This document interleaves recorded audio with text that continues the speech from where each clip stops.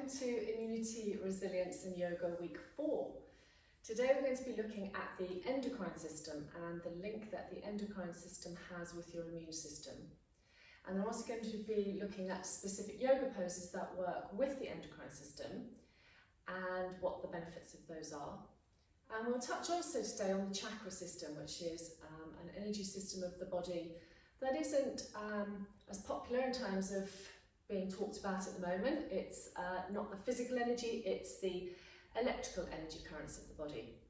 You'll get a handout explaining that, but we'll also look at how the endocrine system is linked into the chakra system, and that will explain a little bit about also how the yoga poses work today.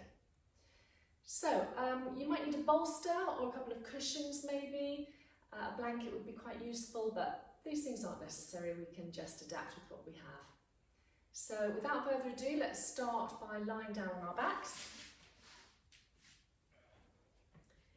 Just allow your feet to bend and your knees to bend and your feet to rest on the floor. And your arms down beside you with your palms facing up. And just allow your eyes to close. And just connect in, first of all, with how your body is feeling. Try and get it to sink and soften towards the earth. And then secondly, connecting with how your breathing is feeling. And see if you can just allow that breath to slow down. Just take the effort away.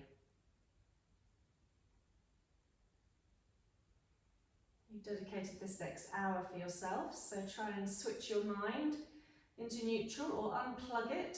Unplug it from the interweb of things, the interweb of thoughts, and just try and stay focused on the body and breath. So let's begin our warm-up by hugging our knees in towards our chest and just circling gently the knees inwards and outwards.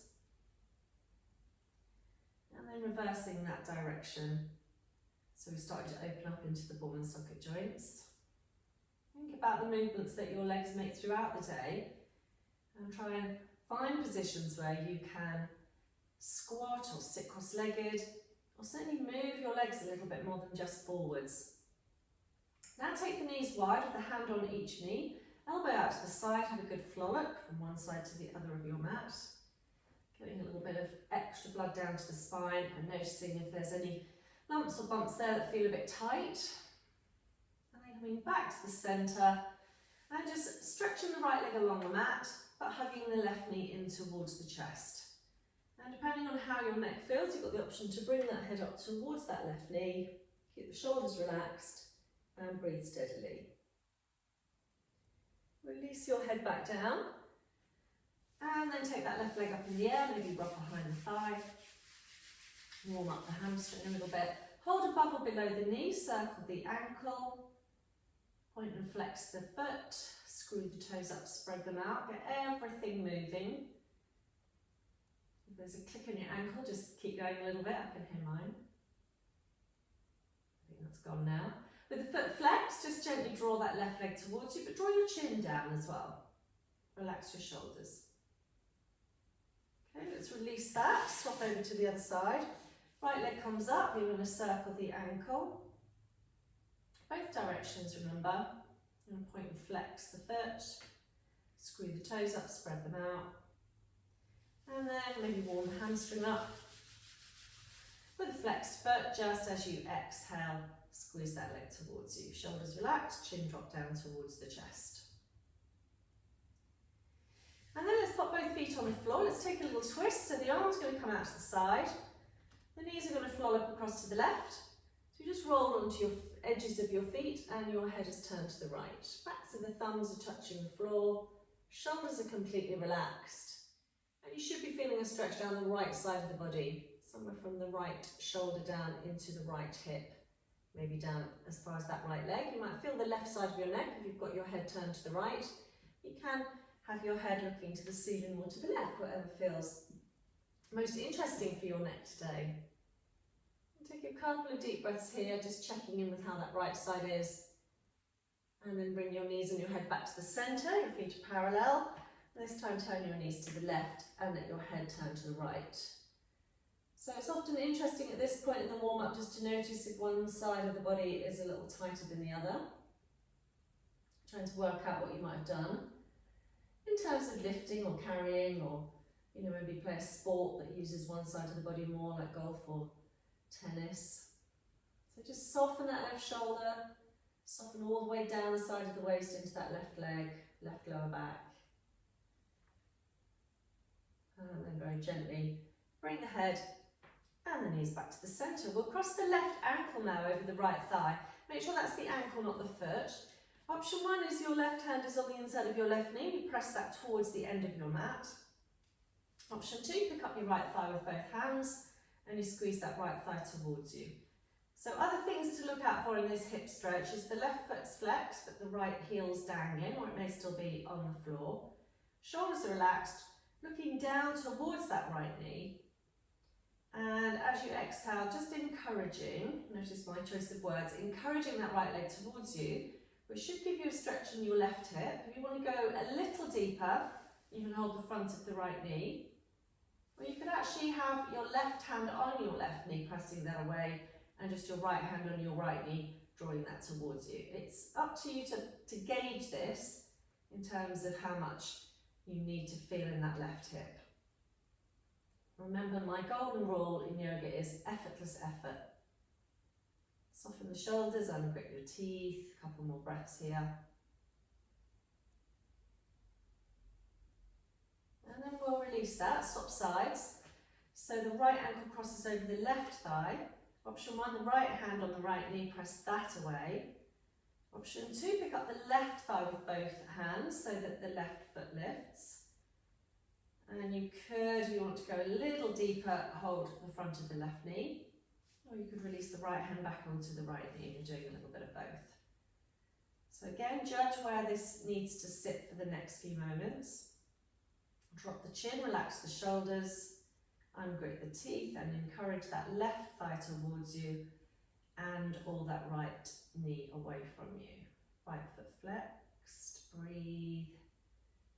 Just trying to tune in now, so to tune out from the other things going on in your day, but to tune into how your body's feeling and the connection that your body has with your mind and your breath. Okay, let's release that, and I think we could just do a little roll up into sitting. Before we do that, let's just have a big stretch out, so arms up above you, link your fingers together, press your palms away. Might make you yawn, it always makes me yawn, this one, regardless of what time of day I do it. And then we'll just roll ourselves up into sitting. So I need to sort the hair out because that went a bit wrong when I lay down. So let's have a little bit of cat pose as I start to explain to you the link between the endocrine system and the immune system. So we'll come onto hands and knees. We'll spread the fingers wide. And you're just going to close your eyes for me and just really work within your spine. So think all 24 vertebrae, tip of the tail, top of the head. How much space and how much fluidity can you get within the spine? And you inhale to extend forwards with the head, backwards with the tail, up with the head and up with the tail. Neck is nice and free. You exhale, roll under. Chin to chest, navel to spine if you want to activate your core, tailbones tucked under. You might have a little pause in between each of those movements. Or you might just want to explore the edges of your cat pose, so lean to one side. It's quite a nice little hip lower back stretch. Take that to the other side. Again, you can have the head up or down at this point. Good look underneath your armpits, stretch your neck a little bit more. You could bring your head slightly up, but then look round to where your hip and your foot are located. And again, on the other side. And then just do a little stretch on the wrist. So pop your hands the other way round. So back of the hand on the floor, fingers facing back towards you. So palms are up. You can do that one at a time, or you can do that on both hands, which looks completely wrong, but it is a really good stretch for your wrists. Just we don't do it very often, so I found this very, very challenging as a beginner. Okay, let's take it into the downward facing dog. So lift up here From the tailbone, have a little walk out of the legs. So you bend one knee, press the opposite heel down. Again, your neck's a little tight. You can move your head side to side. You can turn your heels one way, turn your heels the other way. Remember, we've been working on the lymphatic system. You can add that in as well and take one leg up in the air and swirl it around a little bit. And then the opposite one. Don't forget to breathe here. Make sure your fingers are spread wide. Knuckle bases are pressed into the mat. It's not all in your wrists. Press your fingertips down as well. Soften your elbows, soften your shoulders. Direct your shoulders really back towards your feet. And then lift your tailbone up towards the ceiling. And then let's come back down onto the knees. Okay, I'm going to do a little neck stretching just while I explain, as I said, what we're going to be doing in terms of the endocrine system. So you can kneel or sit here, it doesn't really matter. If sitting's better for you, then please feel free to sit.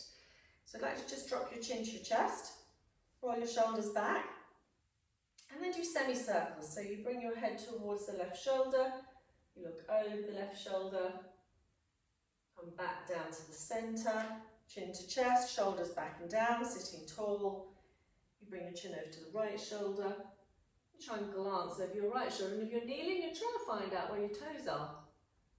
Back to the shoulder, back to the centre, again, sit up nice and tall, once more to the left, looking over the shoulder, try and see your toes out the corner of your eye, back to the centre, and then to the right, again, looking over your shoulder. And back to the centre. Last one, just head up, ear to shoulder. You can add the weight of your head if you want to. And then other side, ear to shoulder. Jaw nice and relaxed.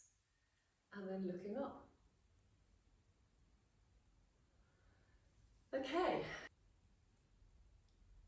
So let's have a look at the endocrine system itself, made up of a number of organs, a number of glands. So you have the adrenals, which sit above the kidneys, and then you have the ovaries and testes in the reproductive area.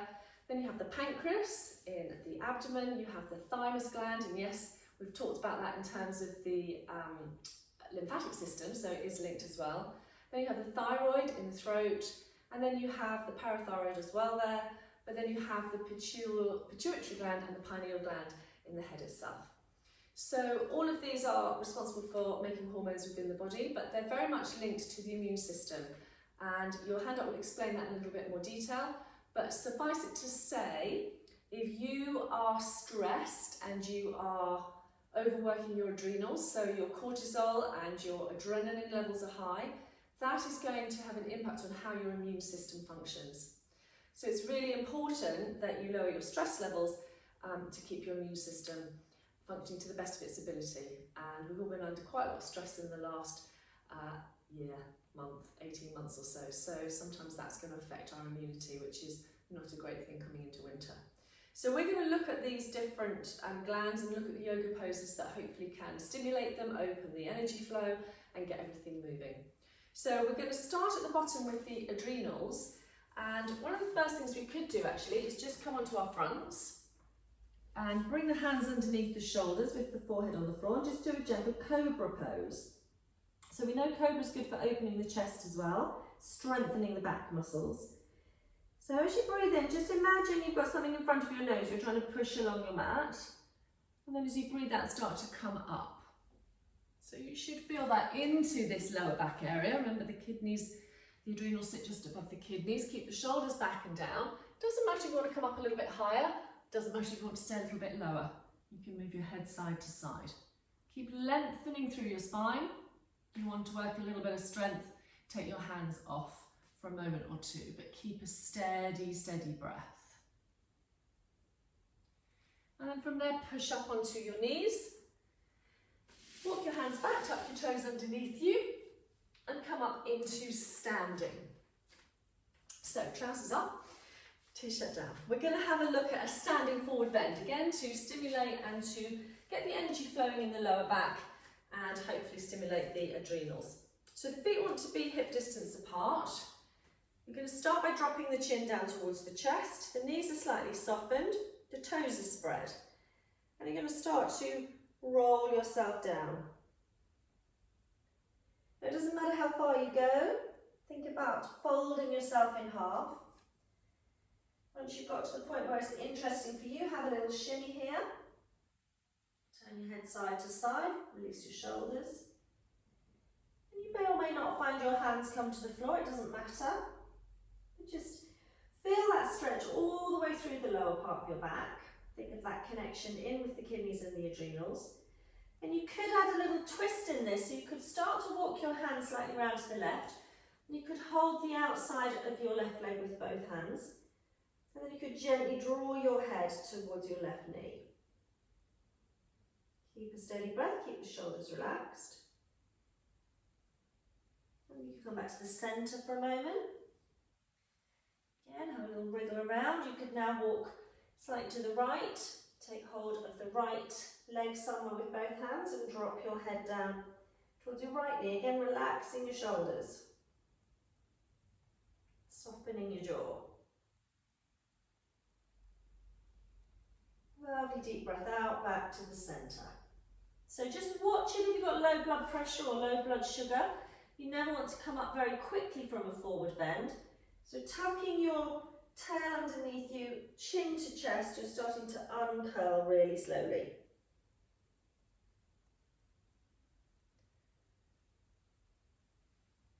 Fabulous, head has come up last of all. So you're at the back of your mat. The second pose we're going to do is the flank stretch pose. And again, that's a forward bending pose that's going to stretch both the lower back, kidney area, but also into the hamstrings again.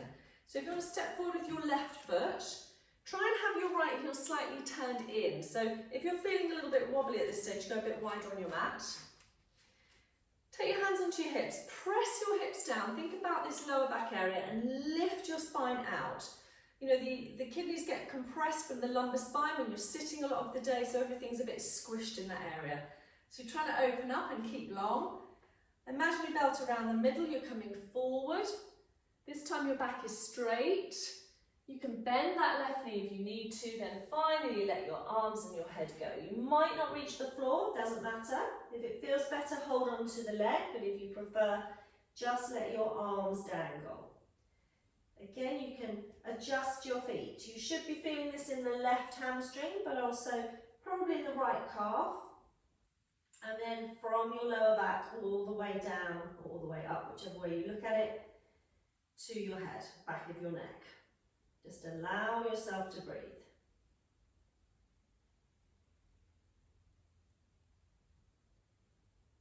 So when you're ready, very slowly, bring your head up to a halfway point. Again, we've got to watch blood pressure and things here. Then take your hands onto your hips. Lengthen your spine, so think an ironing board really, from the back of your head to your tail. And then slowly, gently come all the way up. Perfect. Bring that back leg to the front. And now step forward with your right foot. Up to you how far forward you're going to take that foot. Make sure the foot's straight, the toes are spread.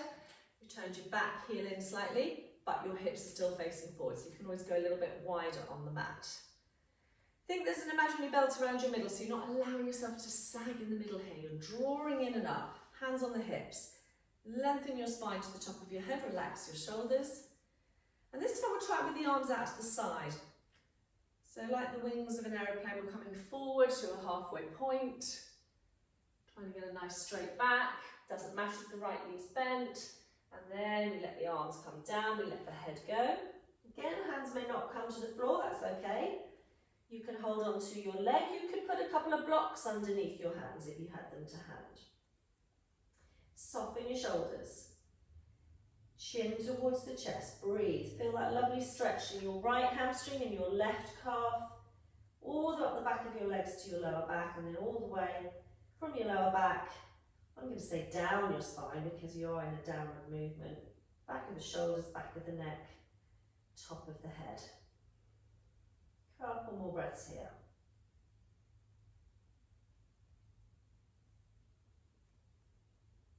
Okay, let's very slowly, very gently come up to that halfway point. Take the arms outside. Again, like wings, nice flat back, and hopefully leading with the back of the head as you come back up again, watching your balance, and then stepping that back foot to the front. So if we talk about the relationship between the chakra, the energy systems, and the adrenals, the base chakra is at the base of your spine, and that's about grounding you, making you feel secure, and that is linked to the adrenals. So you'll find out more information about the chakras on your handout, and the benefits of keeping those energy centers of the body keeping them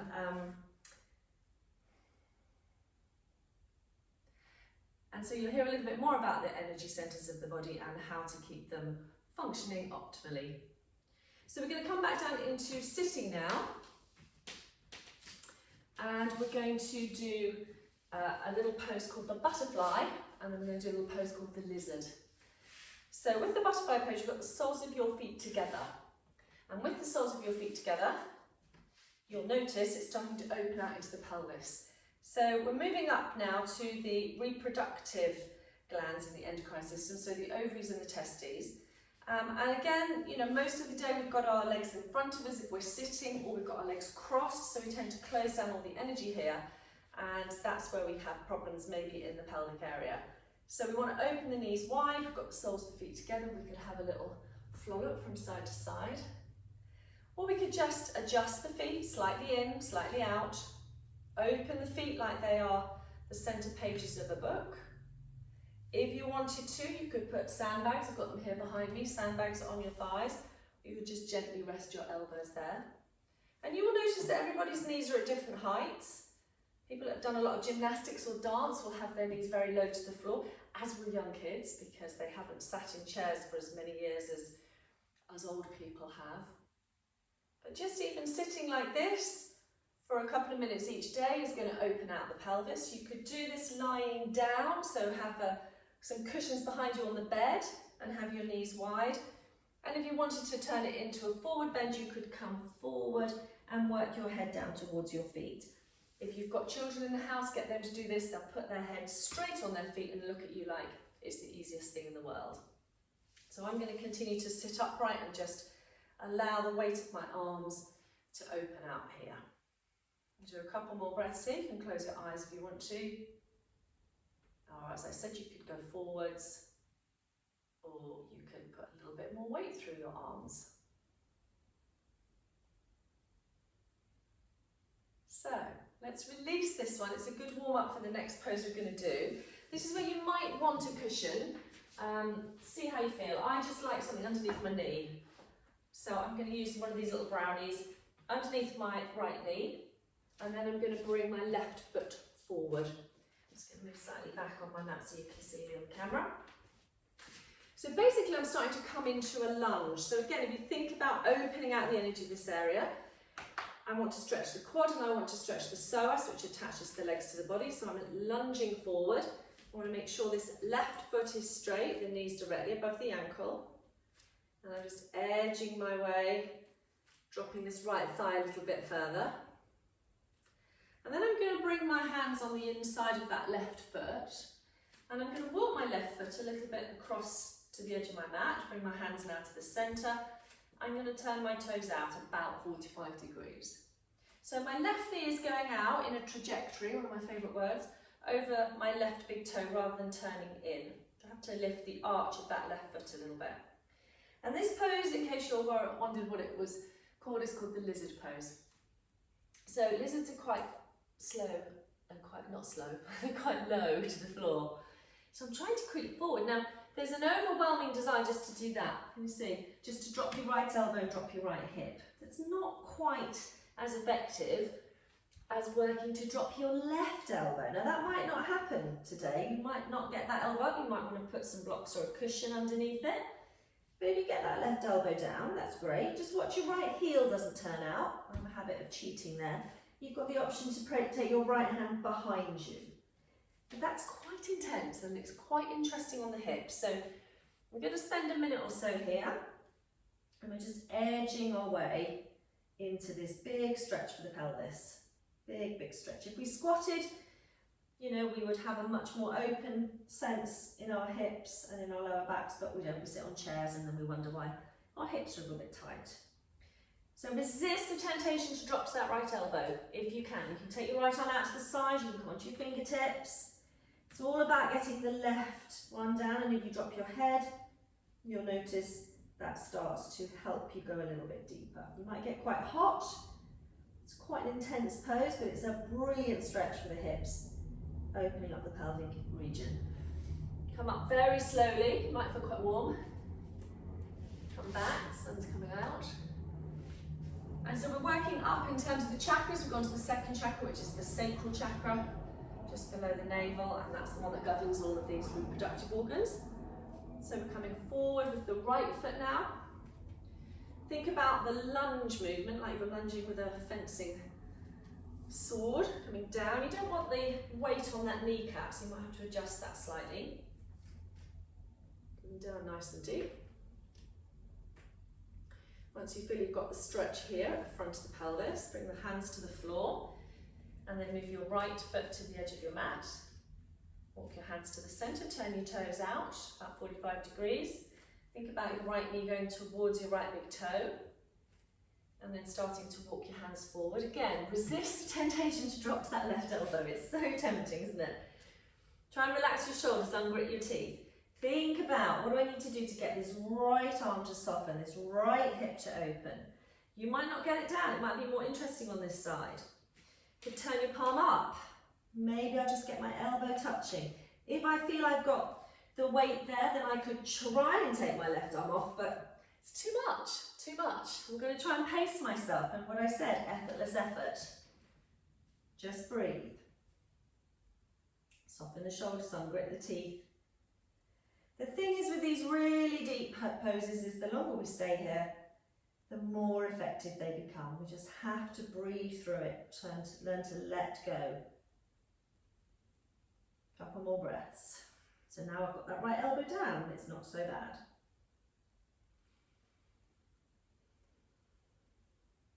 Gently, gently, gently, gently, slowly come up. Okay. That's the worst one's done, I think. So we're moving up now, we're moving to the pancreas.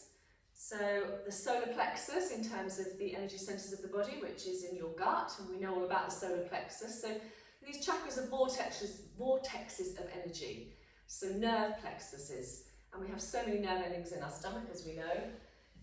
Solar plexus is linked there, and it's very much your emotional center. It's where you feel emotions, and we know that as well from our experiences. So you need to be on your sitting bones. We're going to do a balance called the boat pose, but it involves you balancing on your sitting bones. So make sure that there's nothing behind you in case you capsize your boat. What's really important in the boat pose is that you don't compromise your lower back. So if I turn sideways onto the camera, I want you to keep your back straight rather than allowing this to happen. Can you see what I mean? So you can have your knees together, you can have them apart. You can start by holding under the thighs. The shoulders are back and down, and the spine stays straight. To help the spine stay straight, think about drawing a drawbridge in. And if we talk pelvic floor lifting and navel drawing to spine, it's like you're putting a big chastity belt or something like that around your middle, and that's what's going to support you as you come back to balance. So if you start to lean back and come onto your toes and bring your toes in, you'll start to feel that balance point. Now it might be you just want to lift one foot. The idea is in boat pose, everything has to stay relatively calm. If you're starting to shake, don't lift both feet. Okay, everybody will be different at this. If you manage to lift both feet, that's great. Keep everything calm, including the breath. The feet can come up level with the knees, that too is fine. Don't let yourself fall back. Yeah. Squeeze in the navel. If you still feel calm, you're on Lake Geneva in a beautiful sailing boat, then you can take your hands away. If you suddenly end up on the North Sea and you're jumping up and down, then hold back on or lower your feet.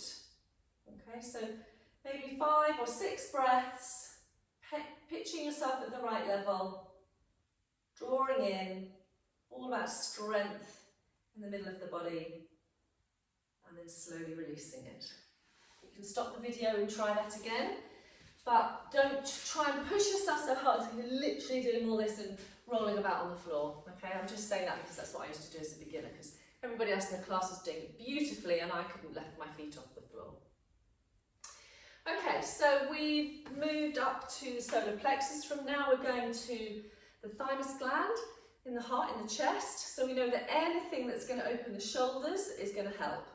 So we've got a couple of choices. We could do the cow pose where we take the arms behind. I might turn and show you. Yeah, and we try and link the fingers together. That's something you can just do sitting at your desk. Really good for opening up the chest and shoulders. But what I thought would be quite nice and restorative is to do a lying twist where you just allow the arm to come out and stretch to open up the energy here. So if you want to lie on your side, I'm going to lie on my left-hand side. I'm going to put a cushion underneath my head so my neck's not lolling about. I'm going to mind the spiky thing in my hair. I'm going to bring my right foot and knee across. I'm going to hold that down with my left hand. Don't really mind what my right leg does, that's just flapping around here. It's laying on the floor. And then I'm going to look towards the ceiling, and I'm going to try and look towards the right now. I'm going to take this right arm out to the side. Now, you'll work out that if you drop it down beyond your shoulder towards your foot, you'll probably get your hand to the floor. If you have it at shoulder height, it might be a little interesting, but you might get your hand to the floor, but maybe not your elbow or your shoulder. And if you bring it up a little higher, it could be even more interesting. So for some people who are very effective at twisting, you'll get your hand to the floor straight away. So adjust your hand a little bit higher. So for me, I've got my hand about shoulder height, and I've just got the back of my knuckles on the floor, but nothing else. So now I need to breathe, and now I need to try and relax and allow the weight of gravity pressing down on that right arm to open up the front of the chest. So just allow yourself to breathe here. Close your eyes. You might get tingling in your fingers.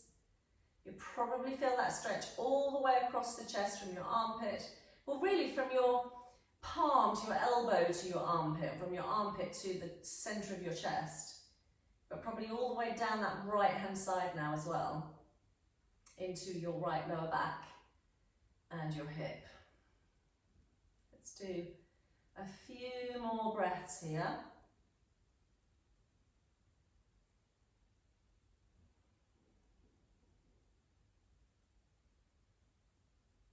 And then very slowly. And again, if you want to stop the video and hold this pose for up to 5 minutes, maybe even 8 minutes, as it's a yin pose, that's perfectly fine. But when you're ready to come out, turn your head to the left. If you've moved your head, bring that right arm back in. And just have a moment as you come onto your back. You might want to hug your knees into your chest. As I've said before with poses like these lying twists, they're fabulous just to do on the bed. You can get the whole bed to yourself and literally loll about there for 5 or 10 minutes. It's wonderful. So you're on the right hand side this time. Put your head down. You've got your left knee across and you're holding that down with your right hand. So there's lots of lefts and rights, I'm sorry. You've got your left arm now coming out to the side. You're going to turn either to the ceiling or to look where that left arm's going. So as long as you don't lift your left knee, if you lift your left knee, of course you get your arm down, but you want to keep your left knee down. And this is all about opening across the chest. So much of the day we have our arms in front of us. This is to really counteract the effect of that, counterbalance it and to open out the chest and all of the energy in the thymus gland, in the heart itself, into the pectoral muscles, all the way down the armpit into the arm. And again, if your hand comes to the floor, just adjust it. You're completely in charge as to where that arm wants to go. And it can be quite interesting to bring it up and then to take it back down again and notice whereabouts you feel the connective tissue is tight, it's gently pulling, but it's just you and gravity, just exploring. You can soften the elbow a little bit, soften the hand, or you can outstretch the fingers and straighten the elbow. That makes the difference as well. Completely relax your shoulders and your jaw and your breath. And let's just allow this left arm to dangle a little bit longer. So again, don't be horrified if your arm is right up in the air, and be interested if your arm is on the floor and your knee is on the floor, and just adjust. You can always do this with the bolster underneath your bottom if you want a little bit more of a challenge, because then you've got further for your arm to go to reach the floor, a bolster under your back. Let's go for a couple more breaths here. I think this might be one of my favourite poses of all time, just because it's so effortless. Slowly bring that left arm back. I'm lying on my left side for a moment. And then I'm going to move back onto my back. You're going to stay on your back for a minute, hugging your knees into your chest, having a little flollop about. I'm going to do a little time check and also kick my Christy across the room, which I don't really know what to do. Okay, so I'd like you to just hug your knees into the chest a little bit longer and have a flollop from side to side. And then slowly roll onto your right hand side and come up into sitting, and if you're able to come up into kneeling. We're not going to be kneeling for very long, so you want to pop a blanket underneath your knees for a minute. So we're moving up, we've done the thymus gland, we're moving now into the thyroid, okay, the front of the throat, thyroid and the parathyroid. So if you think of the glands really as just, you know, being little sponges almost, and what we want to do is to make sure that they've got a constant supply of fresh oxygenated blood. I don't know why I'm doing that with my hand, but the idea is if you drop your chin to your chest, or any pose that drops your chin to your chest, you're squeezing that thyroid, aren't you? It's like squeezing a sponge and the blood is coming out. But then when you lift your head and then you take your head all the way up, it's going to fill with fresh blood. So any movement of your neck is going to work with thyroid. And one of the problems is we don't move our necks very much at all. So we're going to add an inversion into this. We're going to do a choice of 2 inversions. The first one being bridge pose, and the second one being the plough pose, but potentially using a bolster. So with bridge pose, I'm going to actually have my blanket underneath my shoulders in preparation anyway. I don't think I'm going to need the pillow, but I'm definitely going to need to take the sharp thing out of my hair. So I'm going to have mad hair for a minute, but that's all right. It's only YouTube. So I'm coming down. I've got my feet hip distance apart, and I'm going to decide how close into my sitting bones my feet want to be, but my feet need to be parallel. And then as I press my feet to the floor and push my knees forward, my bottom's going to come up. And the idea is my chest is coming up towards my chin, which again is squeezing that thyroid. If I want to open my shoulders a little bit more, I'm going to slide my hands underneath me, link my fingers together, and then kind of walk my arms in a little bit closer to each other and see if that enables me to come up a little higher. So I'm going to close my eyes. It's a perfect pose to breathe nice and deeply in. It is a grounding pose as well because you've got your feet on the floor. It's a back bend, it's an inversion.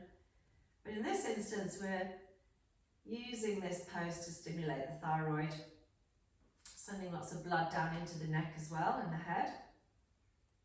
And let's just spend a few breaths here.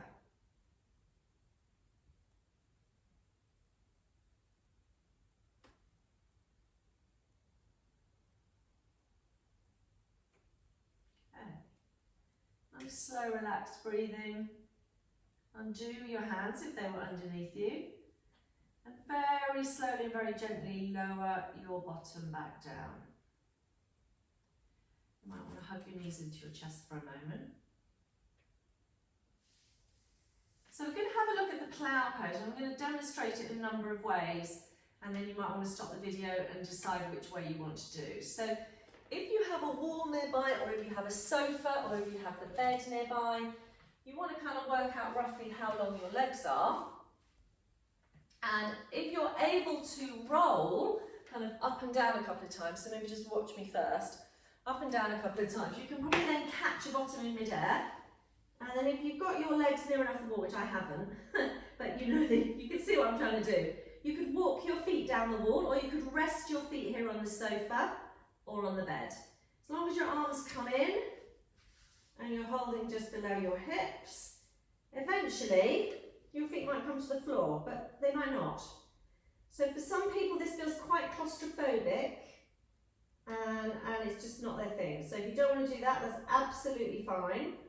I'm going to show you the second version. So hold your bottom as you come out, lift your head up, control the descent of your bottom, that's really important. Lie for a minute.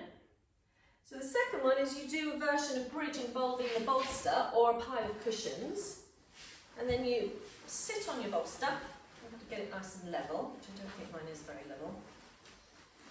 And as you come down, you're keeping your back on the bolster, but you're just lifting your legs up, and you can have your arms out to the side, or you can have them up above you, and you're just letting your legs dangle. So not very dignified, not a great view for the camera, so I'm sorry about that.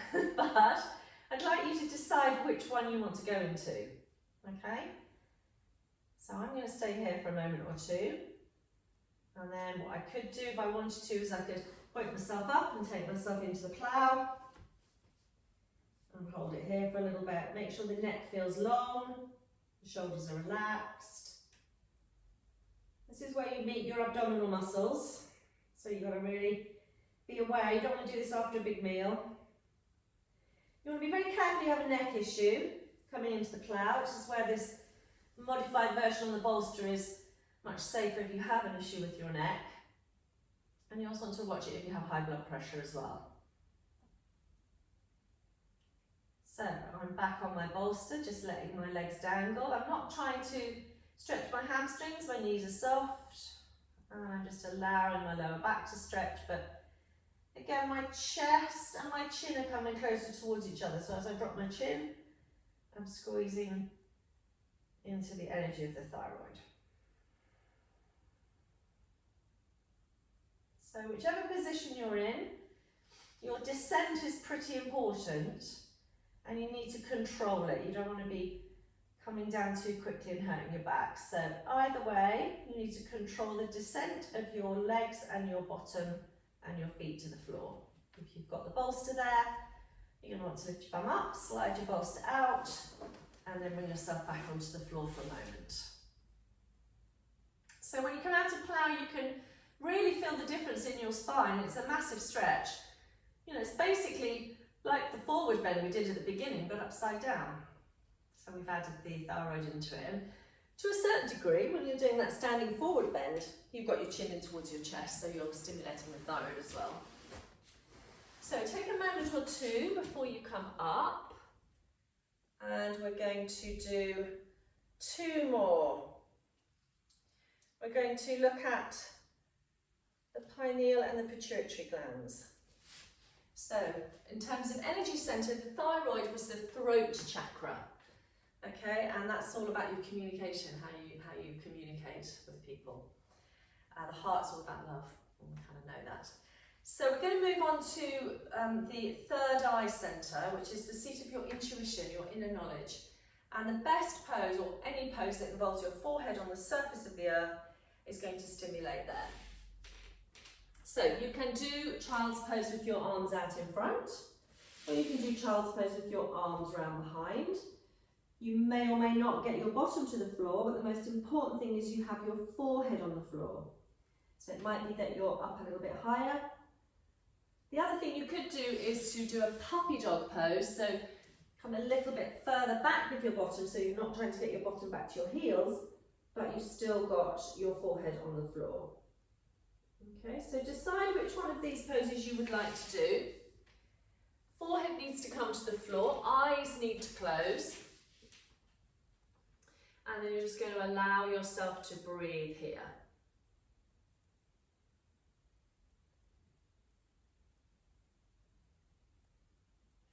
So we're stimulating the pituitary gland at the front of the forehead here.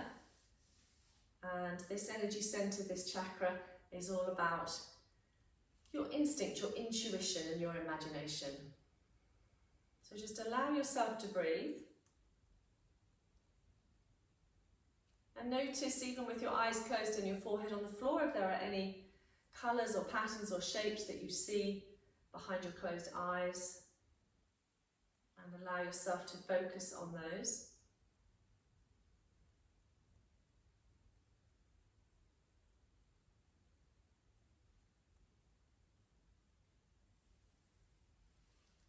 we'll give it another 5 or 6 breaths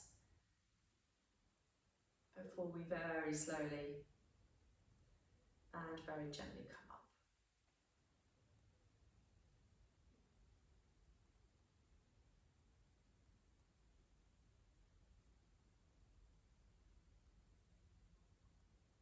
So, take your time. Remember, low blood pressure, you don't want to be lifting your head too quickly. And so our last pose as we work through the endocrine system is for the pineal gland. So we're going to be working with the top of the head. So yes, a headstand would be the best pose to do, but I don't want to teach headstand online. I'd rather have people in the studio. So we will have a look at a modified version. Basically the rabbit pose is the best thing to do. So think about having the top of your head on the floor. You might want to put your blanket underneath your head. You don't want a cushion, I think it's too unstable really, a bit too thick, but a blanket just gives you a little bit of extra padding. And you're going to have your hands behind and your head making a triangle on the floor. So it's a modified rabbit pose. Depending on how that feels, you can add it into a little baby headstand balance. So the first thing you would do would be to lift your knees off. Now if this feels too much pressure on your head, you're not going to go any further than that, you're just going to drop your knees down. If you're used to practicing headstand, you've got pretty strong shoulders and a pretty strong core, then your next stage would be with your knees up to walk your feet in and balance your knees on your elbows. Your hands are shoulder distance apart, your elbows are shoulder distance apart. Again, if this is too much pressure on your head, you're not going to go any further, you're going to go back a level. If it's okay on your head, you literally push your bottom back away from you and your toes will lift and you'll do a little mini balance here. But again, as I say, if that's too much pressure on your head, your arms are not strong enough to support you and you're taking all the weight in your neck, and I really don't want you to do that. So I'm back on my knees now. I've got the weight in my legs, I've got the weight in my hands, and I've only got 20% of it in my head. And with my knees down, I can explore actually and just massage the top of my head. It's like your own Indian head massage. Lots of acupressure points in the skull. We know that we've had an Indian head massage. Maybe a little side to side, a little back, maybe a little bit onto the forehead. And then very gently bringing myself back into child's pose, but folding my arms in front of me and just resting my forehead on my hands for a moment.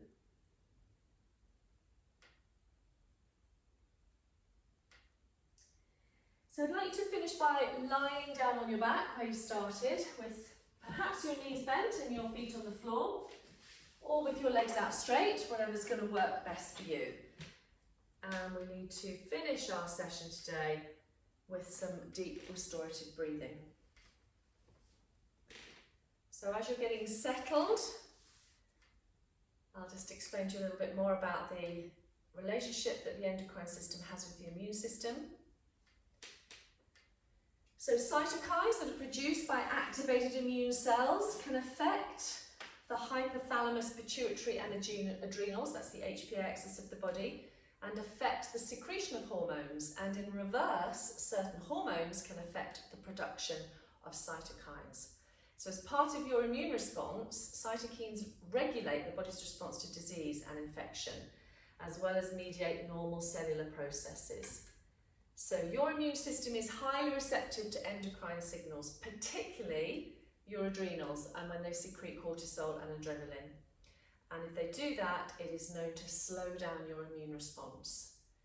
So we know that if we have hormonal imbalance, we can develop all kinds of symptoms, including headaches, skin problems, insomnia, fatigue, sudden weight gain or weight loss, that's often the thyroid, and muscle loss, to name a few. And for us women, it's irregularities in our menstrual cycle, blood flow, and challenges with the menopause. So think of your hormonal balance as being a recipe dish, and too much or too little of any ingredient is going to affect the dish. So how can yoga help? Well, we know that the certain poses have been designed to stimulate certain glands of the organ, and we've just looked, certain glands of the body, and we've just looked at those today. So although yoga probably doesn't significantly alter the functions of the endocrine system like growth and metabolism, it does have a beneficial effect on our stress response. And so what we know from our breathing practices is if we can start to slow our breathing down, we also reduce the levels of cortisol and adrenaline, and we move from the sympathetic nervous system into the parasympathetic. So we move from our fight and flight, where we've got too much hormones in terms of cortisol and adrenaline, and we go into rest and digest. So that's what we're going to do now. So with your eyes closed, I'm just going to grab some water. With your eyes closed and your jaw relaxed, I would like you to focus just on your breath. Now that can be challenging because your mind has a habit of wandering away, but I'd like you to unplug your mind from the internet of things, the internet of thoughts, and just bring it into your breathing. First thing, just analyse your breath. Just notice your breath. Notice as it enters the nose, it feels a little cooler, but as it leaves the nose, it feels a little warmer. And remember, your nose is the organ of breathing, not your mouth. So that nose will warm the air and filter it, and on the way out it will hopefully absorb any moisture that is still there to utilise in the body. So just noticing the very soft inhalation and a lovely relaxed exhalation. So we know if we start to move the breath down now, deeper into the lungs without over breathing, we can start to stimulate the relaxation response. So as you inhale, get that sense of your rib cage expanding outwards. And as you exhale, get that feeling of your rib cage gently contracting inwards. So your upper chest doesn't really need to move. The air is being directed deeper now into your lungs. When we're stressed, when we're in that response of fight or flight, we often breathe with the upper chest only. If you take a little deeper and slower breath now, you might notice as you inhale, the navel gently lifts, and as you exhale, the navel gently drops. So we're moving the energy down into the diaphragm. Diaphragmatic breathing, again, slows the heart rate down, improves the tone of your vagus nerve, but also helps support your core, helps support your back. People who don't breathe using their diaphragm often suffer from back issues. There is no stability there. So as you inhale, a gentle lift of the navel. As you exhale, the navel drops. And then just allow the breath to slow down a little. We know if we can get the breath to 5 or 6 breaths a minute, we're really deeply now heading towards that relaxation response. So that's about 12 seconds for the cycle of breath to occur. And that cycle is an inhale, maybe a pause after the inhale, an exhale, and maybe a pause after the exhale. So just allow your body now to breathe. You direct that breath a little deeper into the lungs, but you also start to slow that breath down. The body starts to settle. The mind hopefully stays engaged in the breath. It's all about training. Just bring it back if it wanders away. Back to the breath. Allowing it to sink deep into the lungs. Allowing it to slow down physically and mentally. Unplugging, unwinding, undoing. And really all the endocrine system wants to do is to keep the body in homeostasis. It runs the metabolism. And all we ever want in life is that sense of balance and ease.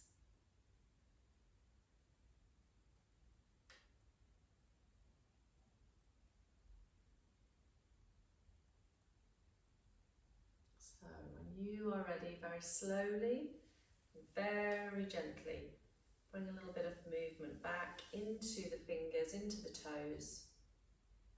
Have a stretch if that feels the best thing to do, or just lie with your knees hugged to your chest.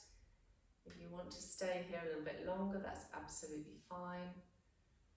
So I will send you the resources, which are a detailed look at how the endocrine and immune system work hand in hand, what the functions of each one of those are, a list of the glands of the body that make up the endocrine system, an introduction to the chakras, the energy centres. You have the third eye, and then you have the crown at the top of your head. I didn't mention that when we did rabbit. These energy centres vibrate with different colours. As we know, colour vibrates as energy, as does sound. And if there's anything else that you need from me, please let me know. But have a lovely week, and I will look forward to catching up with you next week. I'm going to end the recording now. Namaste.